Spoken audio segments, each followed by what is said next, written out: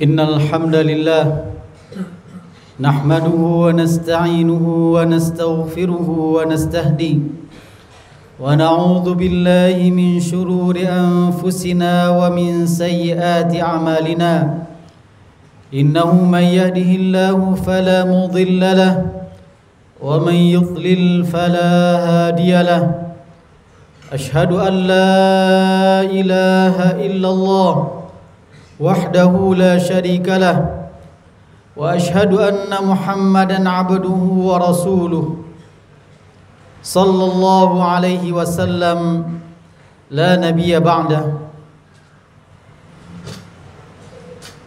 أوصيكم ونفسي بتقوى الله فقد فاز المتقون قال الله تعالى في كتابه الكريم أعوذ بالله من الشيطان الرجيم بسم الله الرحمن الرحيم يا أيها الذين آمنوا اتقوا الله حق تقاته ولا تموتن إلا وأنتم مسلمون يا أيها الناس اتقوا ربكم الذي خلقكم من نفس واحدة وخلق منها زوجها وبث منهما رجالا كثيرا ونساء واتقوا الله الذي تساءلون به والأرحام إن الله كان عليكم رقيبا صدق الله العظيم. Jemaah kaum muslimin sidang Jumat yang dirahmati Allah Subhanahu wa taala, marilah kita kembali perbaharui ketakwaan kita kepada Allah dengan menjalankan semua perintahnya dan meninggalkan semua larangannya. Marilah kita senantiasa juga meningkatkan kesyukuran kita kepada Allah Subhanahu wa taala yang tidak pernah berhenti mencurahkan rahmat dan nikmatnya kepada kita. Dan betapa banyak nikmat yang Allah berikan kepada kita, baik yang kita sadari ataupun tidak, baik yang kita minta ataupun tidak pernah kita mintakan, tapi tidak pernah Allah berhenti memberikan rahmat dan nikmatnya kepada kita. Dan yang dituntut dari kita adalah bagaimana menjadi hamba yang mensyukuri nikmat Allah Subhanahu wa taala, yang kebaikan dari kesyukuran itu akan kembali kepada kita. La in syakartum la azidannakum wa la in kafartum inna adzabi lasyadid. Jika kalian syukuri semua nikmat pemberian Allah Subhanahu wa taala, maka niscaya Allah akan menambah nikmat tersebut. Jadi kebaikan syukur itu tidak kembali kepada Allah, tetapi kembali kepada kita, hamba Allah yang mensyukuri pemberian dan nikmat Allah Subhanahu wa taala. Salawat dan salam kita kirimkan kepada qudwah dan tauladan kita Nabi Muhammad sallallahu alaihi wasallam, yang menjadi qudwah dan uswah kita, contoh teladan kita dalam kehidupan ini, yang telah memberikan, mengorbankan apa saja yang bisa beliau korbankan agar umatnya menjadi umat yang selamat hidup di dunia ataupun di akhirat. Dan semoga kita yang tidak pernah bertemu dengan Rasulullah SAW di dunia ini, dengan mengikuti sunnahnya, dengan menjalankan ajarannya, semoga nanti Allah kumpulkan kita bersama Nabi kita tercinta Nabi Muhammad sallallahu alaihi wasallam. Amin ya rabbal alamin. Jemaah kaum muslimin sidang Jumat yang dirahmati Allah Subhanahu wa taala, hari ini pada tanggal 28 Oktober tahun 2022, tanggal yang memiliki nilai sejarah bagi kita bangsa Indonesia, di mana tanggal tersebut dikenal dengan Hari Sumpah Pemuda, yang muncul di masa-masa perjuangan menghadapi penjajah agar bisa meraih kemerdekaan, agar bisa menentukan arah kemana bangsa ini akan dibawa, tidak diatur oleh bangsa yang lain. Dan kemerdekaan ini salah satunya dan menjadi bagian terbesar dalam perjuanganlah para pemuda, mereka yang berada pada usia yang sangat istimewa, itu usia muda yang penuh dengan kekuatan, energik, inovasi, keberanian, dan pantang menyerah. segala sifat-sifat yang melekat pada orang-orang muda, dan itu yang kemudian membingkai perjuangan yang dilakukan oleh para pendahulu kita. Dan kalau kita lihat sejarah sebelum kemerdekaan dan di masa Rasulullah SAW, kita juga menemukan bagaimana para pemuda, orang-orang muda, mereka yang masih belia usianya, itu juga memberikan peranan yang besar dalam tersebarnya dakwah Islam, dalam tersebarnya agama Allah Subhanahu wa taala di muka bumi ini. Dan masa muda tidak saja digunakan oleh orang-orang baik untuk menebarkan kebaikan. Mereka yang menginginkan kehancuran, kerusakan juga menggunakan orang-orang muda, menggunakan anak muda, menggunakan usia muda untuk tersebarnya kerusakan dan kemungkaran. Maka di sini tentu kita tidak ingin menjadi bagian dari orang-orang yang menyebarkan kemungkaran, kemaksiatan dan dosa, tetapi kita ingin menjadi pemuda yang berjuang menegakkan kebenaran, menjadi bagian tegaknya agama Allah di muka bumi ini. Maka pertanyaan yang muncul berikutnya adalah, kaifa takun khaira syab? Bagaimana kita bisa menjadi pemuda yang terbaik? Tentu terbaik di sinilah ukurannya adalah ukuran Allah Subhanahu wa taala dan Rasulnya. Maka dalam kesempatan ini kita akan sampaikan apa yang menjadi syarat, atau apa yang harus kita miliki, atau apa hiasan yang harus melekat pada diri kita sebagai pemuda yang mayoritas hadir dalam majelis ini. Apa bekal kita? Apa karakter yang harus melekat pada diri kita agar kita menjadi pemuda yang terbaik? Yang pertama adalah at-tahalli bil iman. Bagaimana kita bisa menghiasi diri kita dengan keimanan kepada Allah Subhanahu wa taala. Dan ini merupakan kekuatan yang paling besar yang dimiliki oleh seorang pemuda, yaitu bekal iman. Dan keimanan yang paling kuat adalah keimanan kepada Allah Subhanahu wa taala, yaitu ketika seorang bersandar kepada zat yang maha kuat, yaitu Allah Subhanahu wa taala. Jadi bukan sekadar usia muda, bukan sekadar usianya mungkin belasan tahun atau masih di bawah 30 tahun, tidak. Tetapi yang paling pertama adalah bagaimana seseorang memiliki kekuatan iman. Bahkan orang yang mungkin secara biologis usianya mungkin sudah 50, 60 tahun atau bahkan lebih dari itu, tetapi dia memiliki kekuatan iman, maka sebetulnya dia memiliki potensi atau memiliki karakter seorang pemuda. Inilah yang Allah katakan dalam Al-Quran tentang Ashabul Kahfi, mereka yang menyelamatkan dirinya untuk menyelamatkan keimanan mereka di tengah masyarakat yang mensekutukan Allah Subhanahu wa taala. Allah katakan dalam Al-Quran, innahum fityatun amanu bi rabbihim wa zidnahum huda.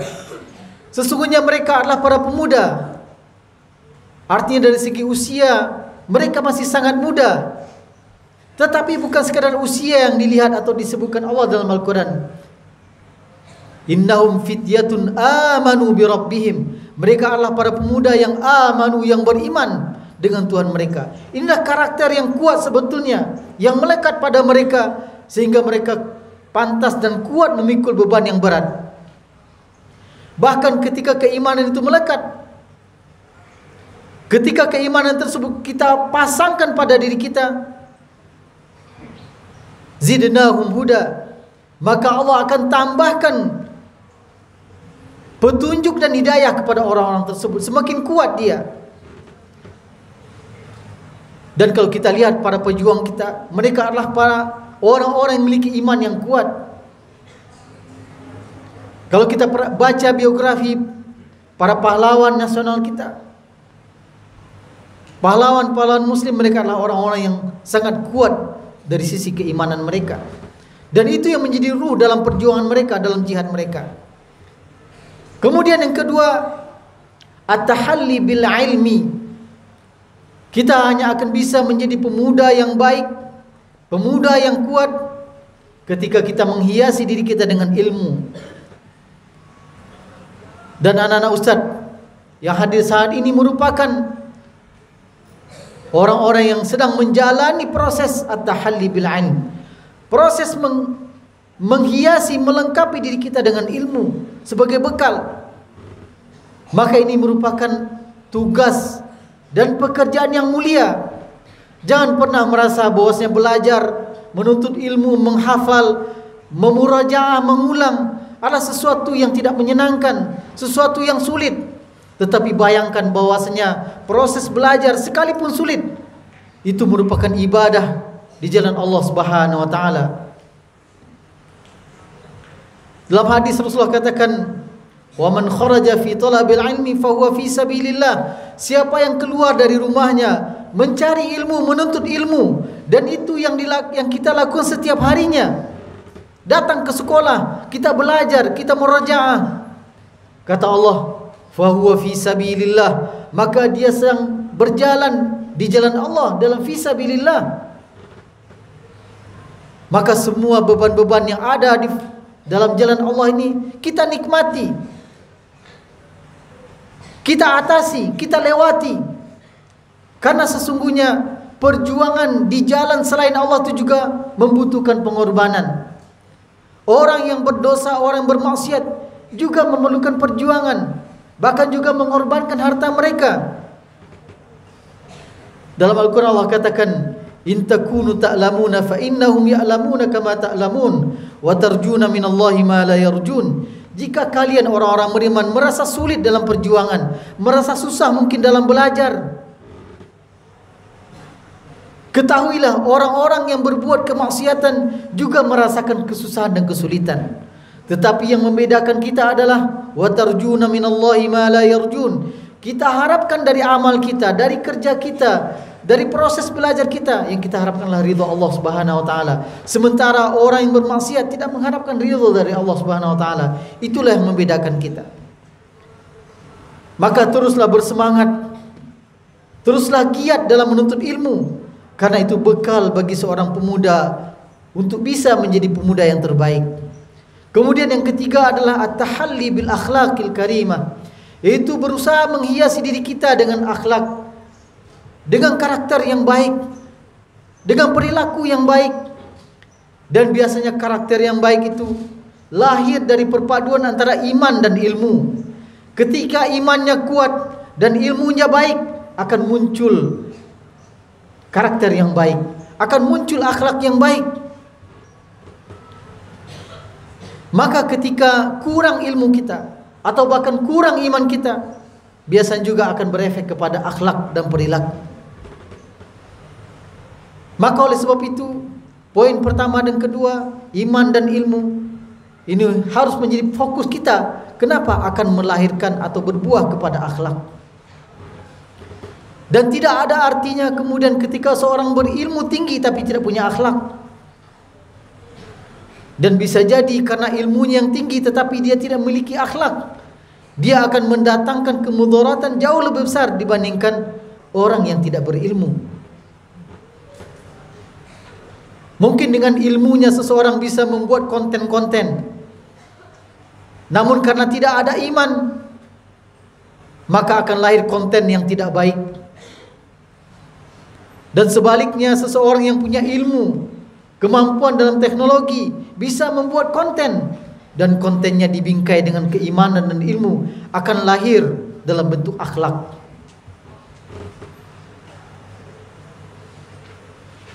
Dan suatu bangsa akan dianggap ada atau akan selalu dikenang kalau bangsa tersebut punya peradaban dalam bentuk akhlak. Inilah yang diungkapkan, innamal umamu akhlaqu ma baqiyat wa in humu dhahabat akhlaquhum dhahabu. Sesungguhnya suatu bangsa, suatu kaum, suatu umat itu akan tetap dikenang atau akan tetap eksis jika akhlaknya terjaga, jika perilakunya terjaga. Dan jika akhlak ini yang sudah hilang, maka bangsa itu juga akan punah. Karena otomatis ketika suatu bangsa tidak punya lagi adab dan perilaku, akan datang murka Allah. Dan kita membaca umat-umat terdahulu yang dibinasakan oleh Allah disebabkan akhlak mereka yang tidak sesuai dengan apa yang digariskan Allah dan Rasulnya. Kemudian yang keempat, yang terakhir adalah at-tahalli bil mas'uliyah, agar kita bisa menjadi pemuda yang terbaik. Selain iman, ilmu dan akhlak, juga harus memiliki rasa tanggung jawab terhadap diri kita, terhadap keluarga kita, terhadap masyarakat kita, terhadap bangsa kita, terhadap umat ini. Ini yang dicontohkan oleh para sahabat dan salafus saleh. Ketika mereka beriman, maka iman itu kemudian muncul dalam bentuk aksi, dalam bentuk amal, dalam bentuk tanggung jawab terhadap diri, keluarga dan masyarakat. Sahabat Abu Bakar As-Siddiq misalnya, ketika dia memeluk Islam, dia tidak cukup keimanan itu untuk dirinya, tetapi dia berusaha menjadi orang yang mengajak, membawa orang lain masuk Islam. Sehingga melalui dakwahnya, sekian banyak sahabat kemudian masuk Islam. Ada rasa tanggung jawab. Imam Asy-Syafi'i, walaupun di masa kecilnya sudah tidak memiliki ayah, tetapi ibunya menanamkan kepada beliau rasa tanggung jawab. Salah satunya tanggung jawab tentang keilmuan, sehingga beliau belajar, sungguh-sungguh belajar. Bahkan ibunya selalu berusaha mencari guru, para ulama, agar anaknya bisa belajar, agar anaknya bisa duduk bersama para ulama dan belajar. Untuk apa? Untuk mencerahkan umat ini. Ada rasa tanggung jawab. Sahabat yang lain yang kita kenal sebagai penterjemah Rasulullah SAW, yaitu sahabat Zaid bin Thabit. Ketika dalam perang, menjelang perang Badar, beliau ingin ikut berperang bersama Rasulullah SAW. Namun ketika beliau datang dan Rasulullah menanya usianya, ketika itu belum sampai usianya untuk bisa ikut perang. Lebih kurang usianya 13 tahun dan tidak diizinkan oleh Rasulullah SAW. Kenapa dia ingin ikut berperang? Dia merasa ada tanggung jawab memperjuangkan agama Allah, memperjuangkan kebenaran, dan juga berharap mendapatkan yang terbaik dari Allah Subhanahu wa taala. Namun beliau belum ada kewajiban untuk ikut dalam peperangan tersebut, sehingga karena usianya belum cukup, Rasulullah kemudian menyuruh dia kembali pulang ke rumahnya. Ketika sampai di rumah, dia menangis, menghadap kepada ibunya. Lalu ibunya bertanya, "Kenapa engkau menangis?" Beliau jelaskan bahwasanya beliau ingin ikut berperang bersama Rasulullah. Namun Rasulullah belum mengizinkan beliau. Keinginan beliau tersebut berangkat dari rasa tanggung jawab. Kemudian sang ibu yang mengetahui potensi anaknya, lalu membawa anaknya tersebut, Zaid bin Thabit, menghadap Rasulullah SAW.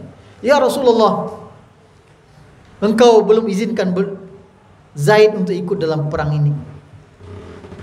Namun beliau memiliki potensi, kelebihan yang barangkali bisa digunakan. Engkau tugaskanlah dia untuk menjalankan suatu amanah agar beliau juga mendapatkan kemuliaan sebagaimana orang-orang berjihad di jalan Allah Subhanahu wa taala." Lalu Rasulullah SAW memberikan amanah dan tugas kepada Zaid bin Thabit yang belum boleh ikut perang di saat itu. Apa tugas dan amanahnya? Rasulullah menyuruh beliau untuk mempelajari bahasa kaum Yahudi. Dan beliau merasa bagaimana itu sebuah tugas dari Rasulullah SAW, dan beliau tunaikan amanah tersebut dengan rasa tanggung jawab yang sangat tinggi. Beliau katakan, "Kuntu ata'allamuha fi 17 lailah."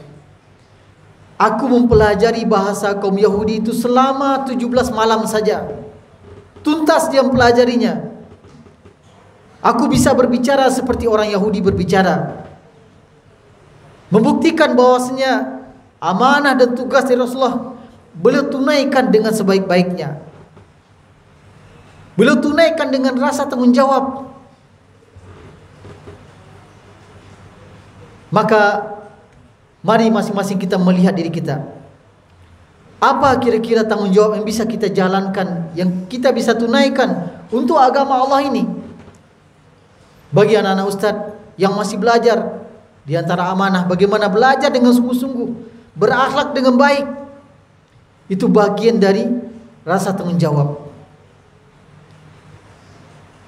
Tetapi kalau kita abai dengan amanah ini, maka tentu kita akan terjauh dari ridha Allah Subhanahu wa taala. Sementara sudah begitu banyak contoh yang bisa kita dapatkan dari baik dari para ulama, salafus saleh, para sahabat, ataupun juga orang-orang yang zamannya belum jauh dari kita. Maka inilah 4 pesan agar kita bisa menjadi sosok pemuda terbaik. Maka kita hiasi diri kita dengan iman, dengan ilmu, dengan akhlak, dan dengan rasa tanggung jawab. Yang dengan itu insya Allah kita akan memberikan yang terbaik untuk umat ini. Dan dengan itu kita insya Allah menghadap Allah dengan amal-amalan kita. Dan semoga Allah memberikan ridha dan taufiknya. Aqulu qawli hadza wa astaghfirullah li wa lakum wa li sairil muslimina wal muslimat fastaghfiru innahu huwal ghafurur rahim.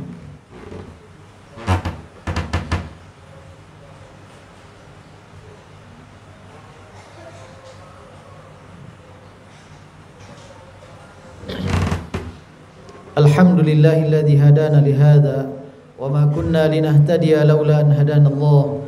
Asyhadu an la ilaha illallah wahdahu la syarikalah wa asyhadu anna Muhammadan abduhu wa rasuluh. Allahumma shalli ala Muhammad wa ala alihi wa man sara ala nahjihi wattaba'a sunnatahu ila yaumil qiyamah. Usikum wa nafsi bitaqwallah faqad fazal muttaqun. Qala Allah ta'ala fi muhkamit tanzil wa huwa asdaqul qailin. A'udzu billahi minasy syaithanir rajim. Bismillahirrahmanirrahim. Ya ayyuhalladzina amanu taqullaha wa qulu qawlan sadida yuslih lakum a'malakum wa yaghfir lakum dhunubakum wa man yuti'illaha wa rasulahu faqad faza fawzan 'azima. Innallaha wa malaikatahu yusalluna 'alan nabi ya ayyuhalladzina amanu sallu 'alaihi wa sallimu taslima. Allahumma salli ala Muhammadin fil awwalin wa salli ala Muhammadin fil akhirin wa salli ala Muhammadin fil mala'il a'la ila yaumiddin. Allahumma ighfir lil muslimina wal muslimat wal mu'minina wal mu'minat al ahya'i minhum wal amwat innaka sami'un qaribun mujibu da'wat ya qadiyal hajat. Allahumma rabbana zalamna anfusana wa illam taghfir lana وإن لم تغفر لنا وترحمنا لنكونن من الخاسرين. اللهم حبب إلينا الإيمان وزينه في قلوبنا وكره إلينا الكفر والفسوق والعصيان واجعلنا من الراشدين. اللهم احفظ أولادنا وبناتنا من كل مكر وسوء وفتن والزنا والربا ما ظهر منها وما بطن. اللهم احفظ أولادنا وبناتنا من كل مكر وسوء وفتن ما ظهر منها وما بطن. اللهم احفظهم من كل مكر يا رب العالمين. اللهم حبب إليهم الإيمان والإسلام والقرآن والصلاة والعلم والعلماء والدعوة والعمل الصالح. اللهم حبب إليهم كل خير يا رب العالمين. اللهم ربنا هب لنا من أزواجنا وذرياتنا قرة أعين واجعلنا للمتقين إماما. اللهم ربنا آتنا في الدنيا حسنة وفي الآخرة حسنة وقنا عذاب النار. عباد الله إن الله يأمركم بالعدل والإحسان وإيتاء ذي القربى وينهى عن الفحشاء والمنكر والبغي يعظكم لعلكم تذكرون. فاذكروا الله العظيم يذكركم واسألوه من فضله يعطكم ولذكر الله أكبر.